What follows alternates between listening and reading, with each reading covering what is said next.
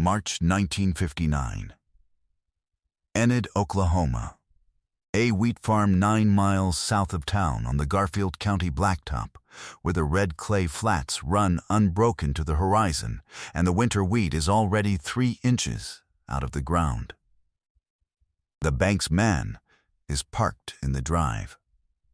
Here is the story. Edna Hargrove had been farming that land for 22 years, which is to say she had been farming it alone for 3 of them, since Roy died in the spring of 1956, and alongside Roy for 19 years before that. The farm was 480 acres of wheat ground and pasture. A house that Roy's father had built in 1929 from lumber hauled up from Oklahoma City, a barn with a tin roof that sang in the rain, and a debt of $6.100 to the First Commercial Bank of Enid that Roy had taken on in 1952 to buy the combine that was still sitting in the equipment shed, still running, still doing the only job it had ever been asked to do. Roy Hargrove had come back from the war in August of 1945. The European Theater, Third Army, the push through France and into Germany. 3 years and 4 months he kept in a wooden box under the bed that nobody was permitted to open.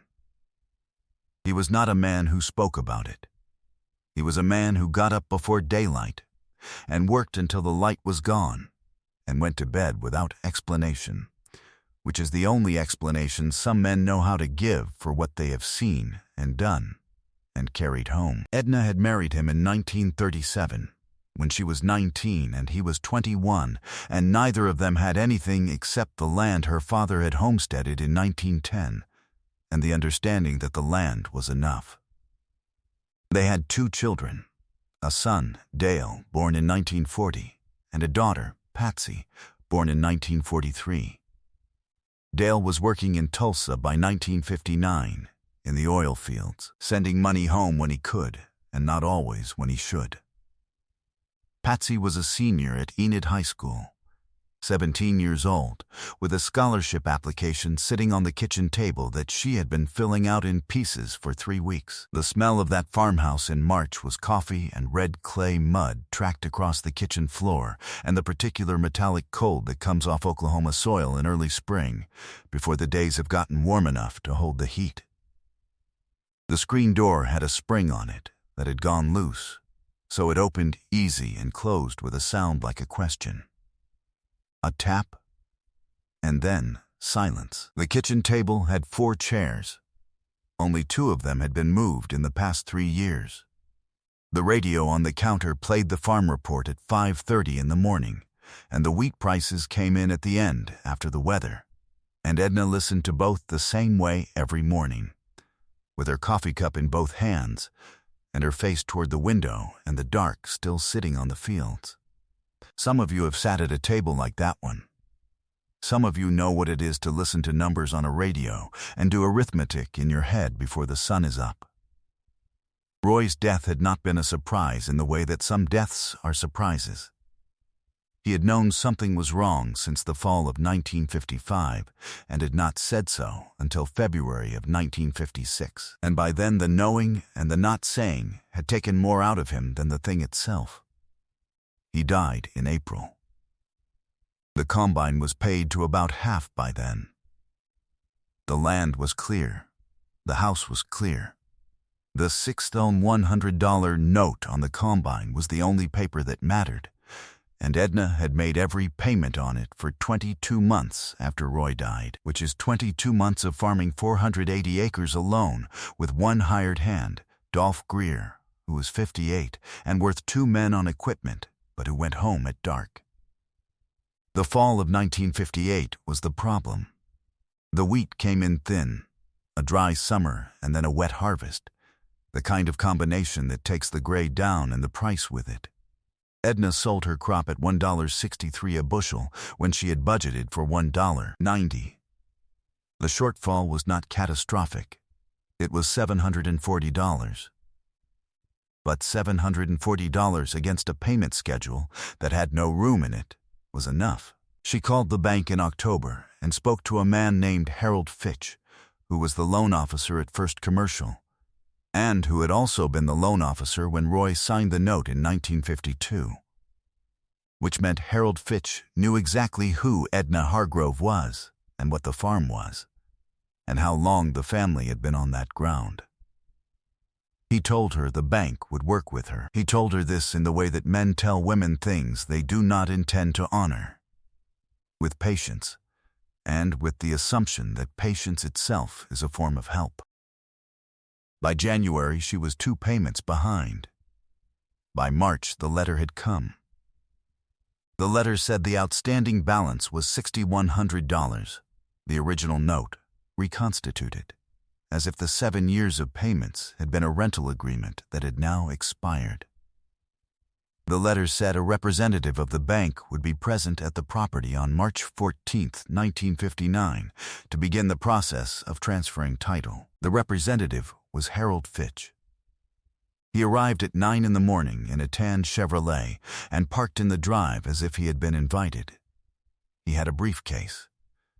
He had a leather folder with papers in it. He knocked on the screen door. Tap. Silence. And when Edna opened it, he said good morning in the same voice he had used when he told her the bank would work with her. Dolph Greer was in the equipment shed. The combine was running. He was doing the preseason checks, the same checks Roy had taught him, the same sequence every March. The sound of it came across the yard steady and even. The sound of a machine doing what it was built to do, indifferent to everything else. Patsy was at school. Edna stood in the kitchen doorway, and Harold Fitch stood on the porch with his leather folder and his briefcase and his patient voice. And there was nobody in the yard who was going to do anything about what was happening. The wheat in the south field was 3 inches out of the ground. It was the same wheat it had been every March since 1937. Harold Fitch had parked his tan Chevrolet over the ruts Roy's truck used to make turning into the drive. Nobody was going to do anything. You know that feeling.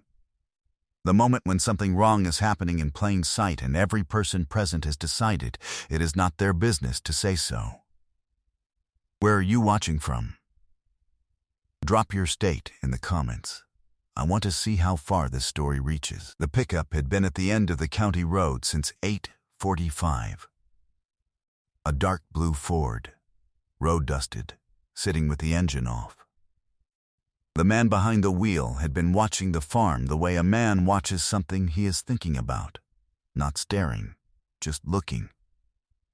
The way you look at a thing when you are deciding what it means. He was in Garfield County because somebody in the production office had told him there was open ground south of Enid that didn't look like anything Hollywood had ever used. He had driven down that morning from the hotel to see it. He had come down the Garfield County blacktop and seen the wheat coming up in the south field, and slowed down without quite meaning to. He had seen the tan Chevrolet in the drive. He had seen the woman standing in the kitchen doorway. He sat in the truck for 4 minutes. Then he got out. He came up the drive at an easy walk, hat level, hands open. He came past the tan Chevrolet and past Harold Fitch's briefcase, which was sitting on the porch step, and he stopped at the bottom of the porch stairs. Harold Fitch had turned around. Edna Hargrove had not moved. The name went around the yard. Dolph Greer had come out of the equipment shed. He was standing near the barn door with a wrench in one hand and his hat in the other. John Wayne looked at Harold Fitch. He did not raise his voice. "What does she owe?" Fitch opened his leather folder. He did it carefully, the way a man does something he has done enough times that the doing of it is supposed to be the statement.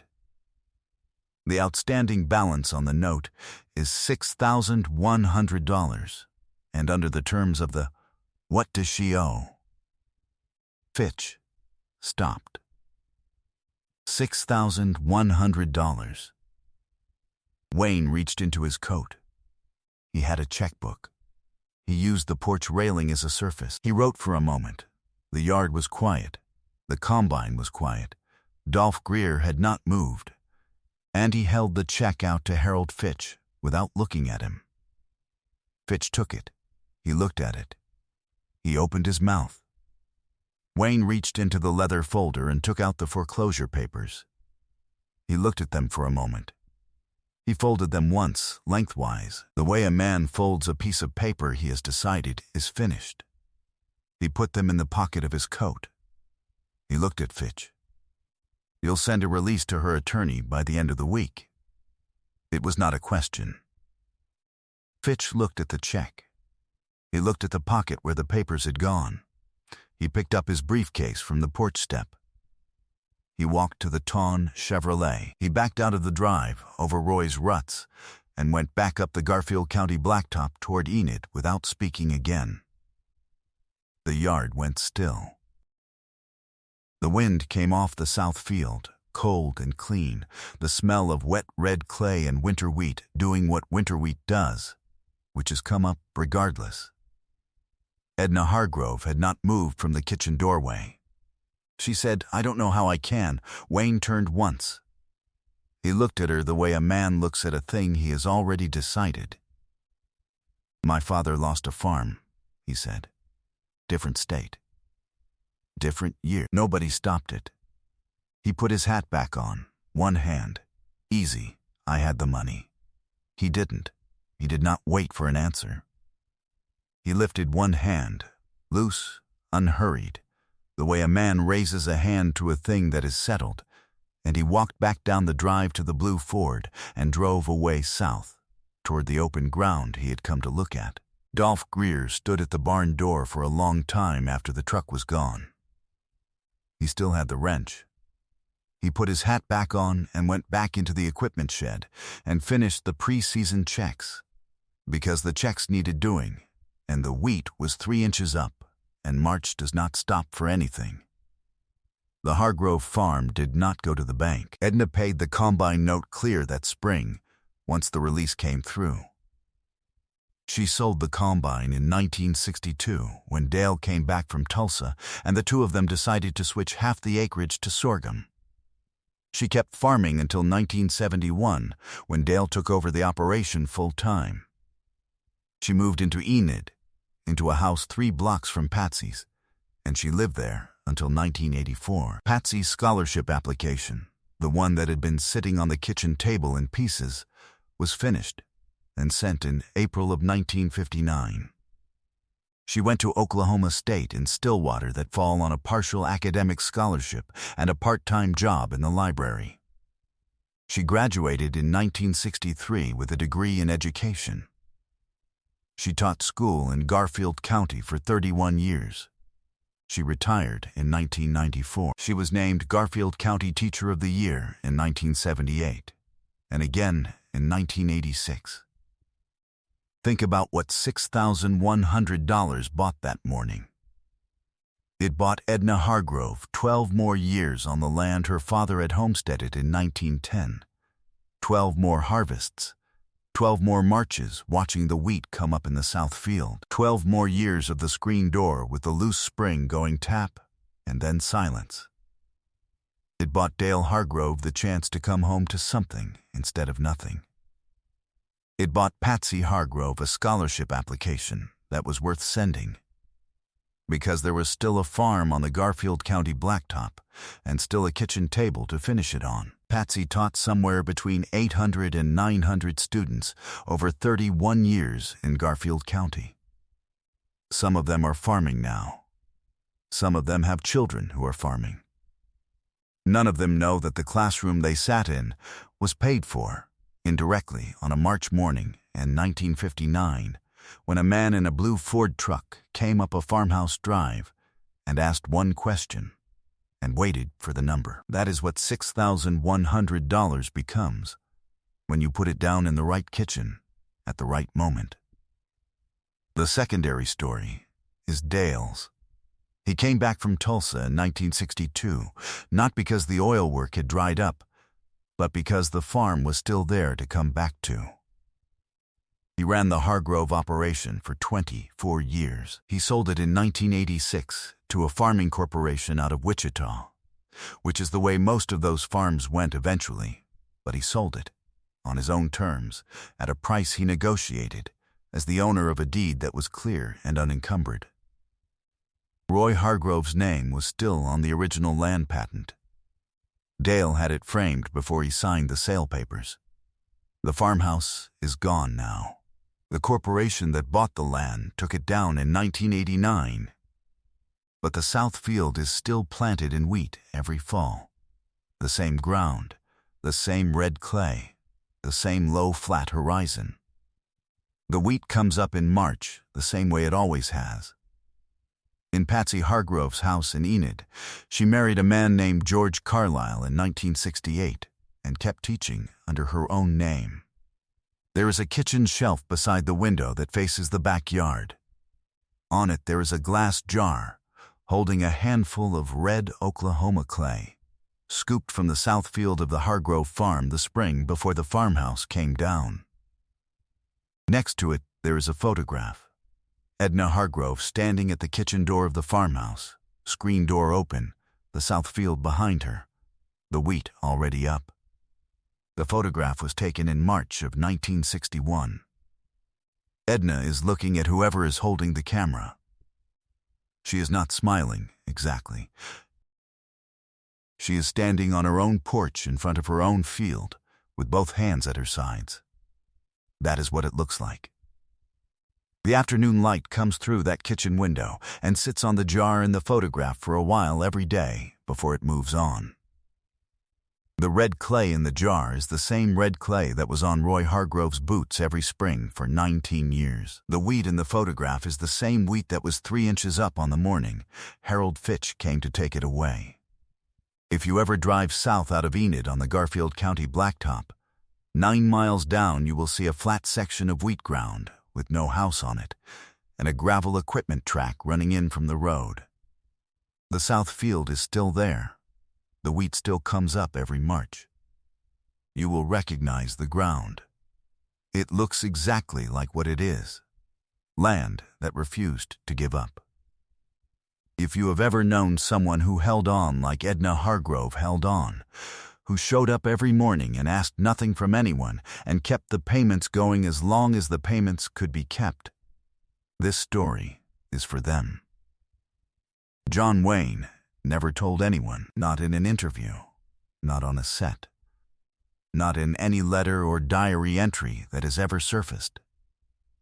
A production assistant who worked the Oklahoma location shoot in 1959 mentioned in his notes, 30 years later, that Wayne had seemed to know the ground south of Enid.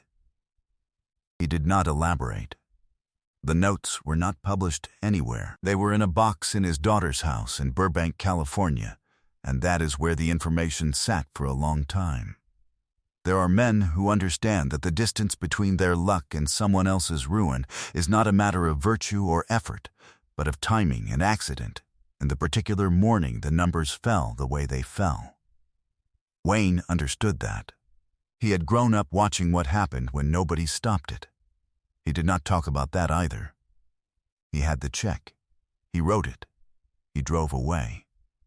He knew that a farm is not a building. A farm is a family name on a piece of ground. And the ground has no opinion about who holds the paper, and the only thing that keeps the name on the ground is the check that arrives before the man in the tan Chevrolet gets back to his car. He knew that. He acted on it. He never said it again. If this story stayed with you, subscribe. There are more like it, and unfortunately, they don't make men like John Wayne anymore.